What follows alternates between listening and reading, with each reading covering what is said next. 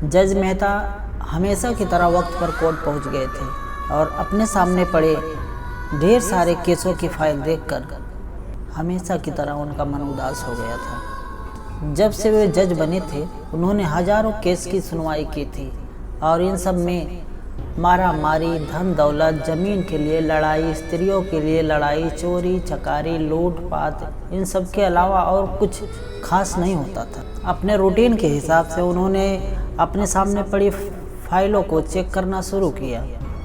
दूसरी फाइल उन्होंने उठाई ही थी और उस पर उनकी नज़रें टिक गई। उन्होंने यह केस बाकी सबसे अलग और ख़ास लगा।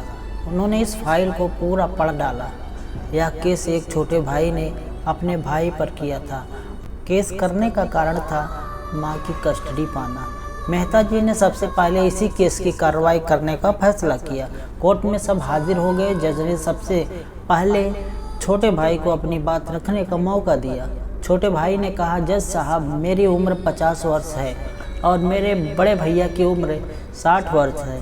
हमारी माँ जो 90 साल की हैं वह बड़े भाई के साथ ही रहती हैं, लेकिन अब मैं चाहता हूँ कि माँ बाकी के बचे वर्ष मेरे साथ रहकर बिताए।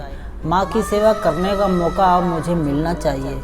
मैंने बड़े भैया को काफ़ी समझाया कि अब आपकी भी उम्र हो चली है, अब आपकी सेहत भी अच्छी नहीं रहती है और आप दिल के मरीज़ भी हैं। मैं अभी स्वस्थ हूँ, इसलिए बेहतर यही होगा कि माँ की सेवा करने का मौका अब मुझे दिया जाए।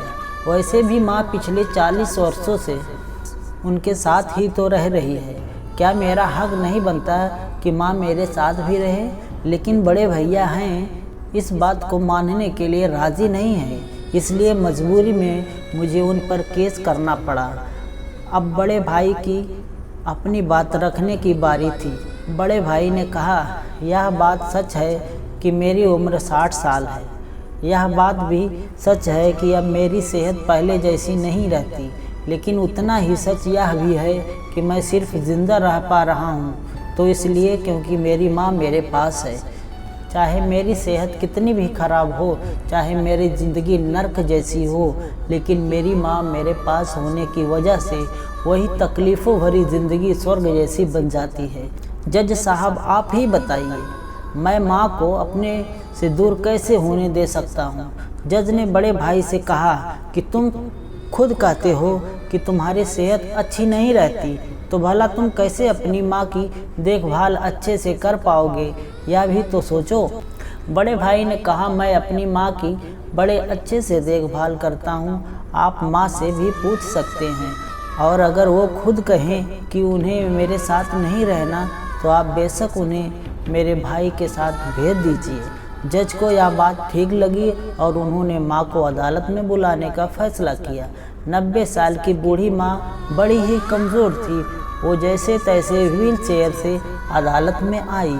जज साहब ने उनसे उनका फैसला पूछा तो माँ ने कहा कि मेरे लिए दोनों ही बच्चे समान हैं, किसी एक पक्ष का लेकर दूसरे को नाराज़ नहीं कर सकती। आप तो जज हैं, आप तो ऐसे फैसले हमेशा लेते हैं। आप जो भी फैसला लेंगे वह मेरे लिए आखिरी फैसला होगा और मैं चुपचाप उन्हें मान लूँगी। जज साहब बहुत परेशान हो गए। उन्होंने अपनी पूरी ज़िंदगी में ऐसा अनोखा केस कभी नहीं देखा था। हमेशा दो भाई अपने माता पिता को एक दूसरे पर थोपते हैं। यह कहता तुम रख लो, दूसरा कहता तुम रखो।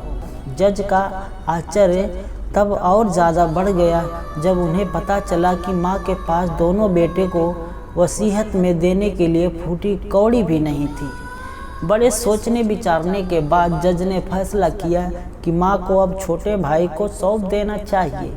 यह सुनते ही बड़ा भाई ज़मीन पर बैठ पड़ा और फूट फूट कर रोने लगा। उसे रोता देख कोर्ट में हाजिर सभी के साथ जज की भी आंखें आंसू से बह निकले।